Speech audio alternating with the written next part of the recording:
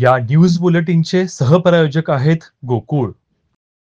कोल्हापूरमधील आखाडे आणि जिममध्ये सराव करणाऱ्या कुस्तीपटूंची ओळख व पोलीस पडताळणी अनिवार्य करण्याची मागणी हिंदू जनसंघर्ष समितीकडून जिल्हा पोलीस अधीक्षकांकडे करण्यात आली। कोल्हापूर हे देशातील कुस्तीचे प्रमुख केंद्र असून अलीकडील काही गुन्हेगारी प्रकरणामुळे या क्षेत्रावर प्रश्नचिन्ह निर्माण झाले आहे। महाराष्ट्र केसरी विजेता सिकंदर शेख याला अवैध शस्त्र प्रकरणात पंजाब पोलिसांनी अटक केल्यानंतर ही समस्या अधिक गंभीर ठरली आहे। समितीच्या निवेदनात म्हटलं आहे की सर्व आखाडे व जिममधील कुस्तीपटू व प्रशिक्षकांची पोलीस पडताळणी अनिवार्य करावी। सदस्यांची माहिती पोलीस ठाण्यात नोंदवावी आणि दर 3 महिन्यांनी कोम्बिंग ऑपरेशन राबवावे।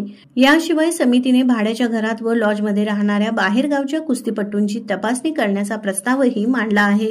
समितीने हे स्पष्ट केलं की कोल्हापूरची कुस्ती परंपरा सुरक्षित राहावी यासाठी तातडीने कारवाई करणं अत्यावश्यक आहे।